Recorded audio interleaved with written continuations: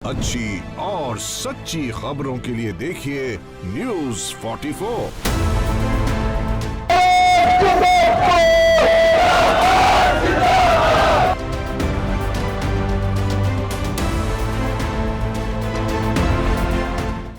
नमस्कार, न्यूज़ 44 देख रहे हैं आप और मैं हूं आपके साथ दीक्षा राठौर। तो आज हम जो है जंतर मंतर पर यहाँ पहुंचे हैं, जहां पर बेरोजगारी के खिलाफ आंदोलन किया जा रहा है और राष्ट्रीय रोजगार नीति कानून बनाने की मांग की जा रही है। जैसे कि आप ठीक मेरे पीछे देख सकते हैं कि लोगों का जमावड़ा जो है यहाँ पर किस तरीके से लगा हुआ है। सभी लोगों के हाथ में तिरंगे झंडे देखने को मिल सकते हैं और सभी लोगों के हाथ में यहाँ पर आप बैनर को देख सकते हैं। तो आइए चलते हैं और जानते हैं कि लोगों का इस पर क्या कहना है और आखिर क्या मांग है उनकी। तो आइए चलते हैं।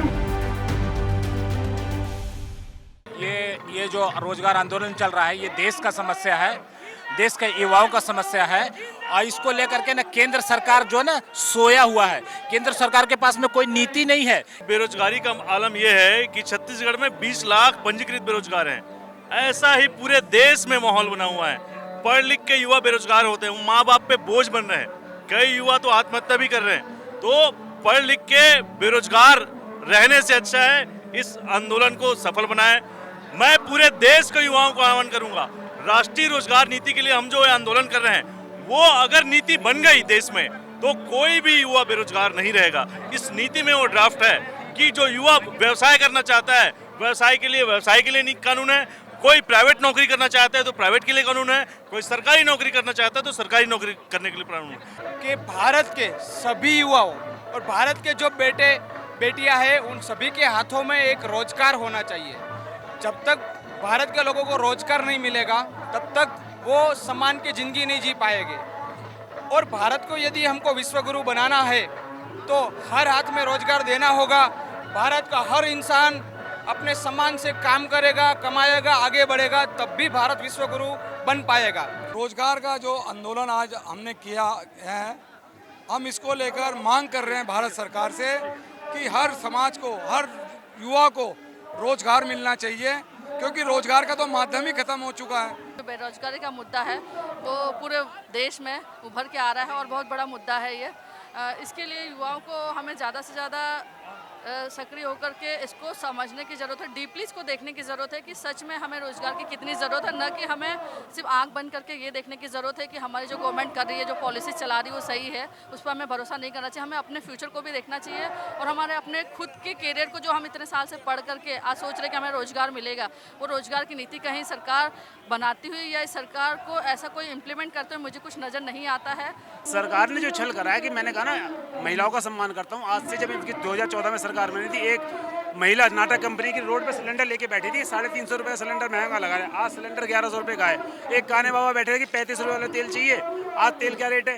कहने का है इन्होंने महंगाई पर तो ज़्यादा ध्यान दिया है, पर जो बेरोजगारी शिक्षा के आधार पे हो रही है उस पर बिल्कुल ध्यान नहीं दिया है। आज ये जितनी भी जनता बैठी हुई है अलग अलग राज्यों से आकर बैठी है, इनकी से एक रोजगार नीति बनानी है। जिस स्वास्थ्य नीति बनी हुई है, पढ़ाई के लिए भी नीति बनी हुई है, एक रोजगार नीति की जिसकी क्या कहते शिक्षा के आधार पर उसे रोजगार मिले।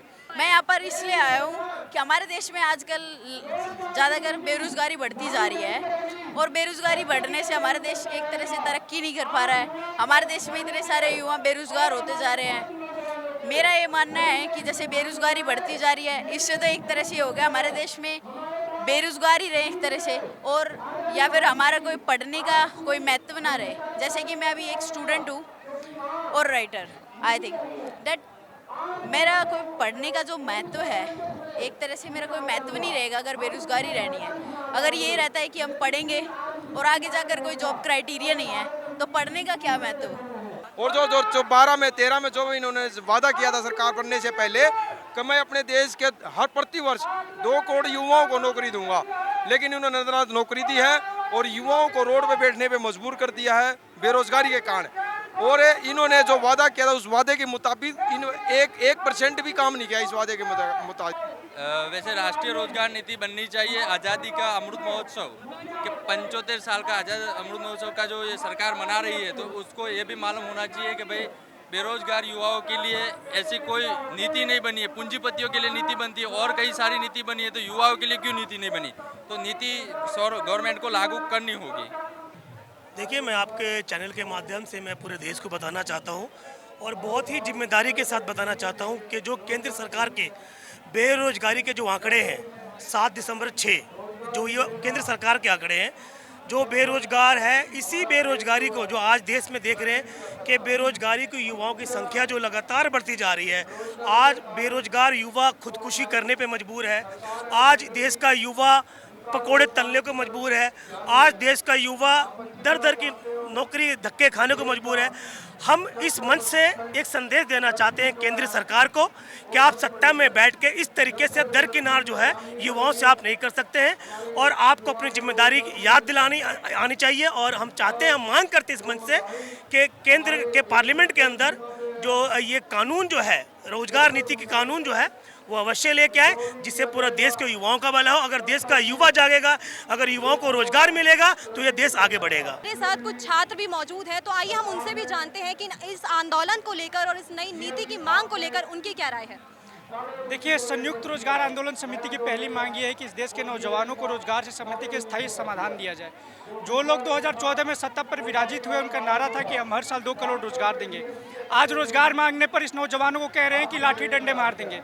परसों हम छात्र आदरणीय प्रधानमंत्री जी को ये ड्राफ्ट सौंपने जा रहे थे, सत्ता के इशारे पर प्रशासन ने हमें बर्बरता से पकड़ करके जेलों में डाल दिया। दूर तक जाएगी, बड़े दूर दूर तक जाएगी।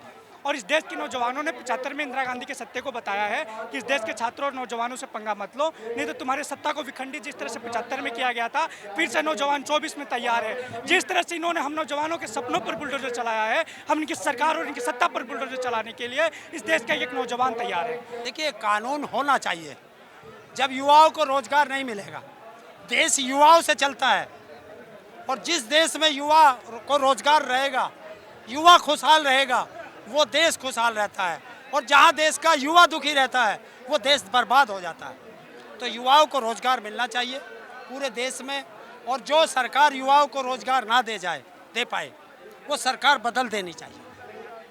कानून लाया पहले सरकार अपनी मर्जी से, और अपनी मर्जी से ही उन्होंने विड्रॉ किए, फिर ये लाए अग्निवीर योजना केवल इसलिए कि 2024 के इलेक्शन तक ये रोजगार का इशू टाला जा सके। आज त्राई कर रहा है युवा, रोजगार है नहीं, छोटे व्यापार बंद हो चुके हैं, उद्योग मर रहे हैं। केवल 8 या 10 बड़े उद्योगों के में पूंजी सिमट के रह गई है और रोजगार बिल्कुल नहीं है। सब सड़क पे आ चुके हैं और सारे आंकड़े भी गलत दे रहे हैं। ऐसे टाइम में केवल एक ही है, इस व्यवस्था परिवर्तन करना है। तो इसलिए ये आंदोलन एक चुप्पी तोड़ो अभियान के सारे पूरे देश में फैल रहा है। जैसा कि आपने देखा और सुना कि लोगों के मन में किस तरीके का आक्रोश है बेरोजगारी को लेकर, और कितनी दूर दूर से लोग जो है इस आंदोलन में आकर शामिल हुए हैं। अब देखना ये होगा कि इस आंदोलन का किस तरीके का परिणाम हमें देखने को मिलता है। कैमरामैन नीरज के साथ मैं दीक्षा राठौर, न्यूज़ 44 दिल्ली। और सच्ची खबरों के लिए देखिए न्यूज़ 44।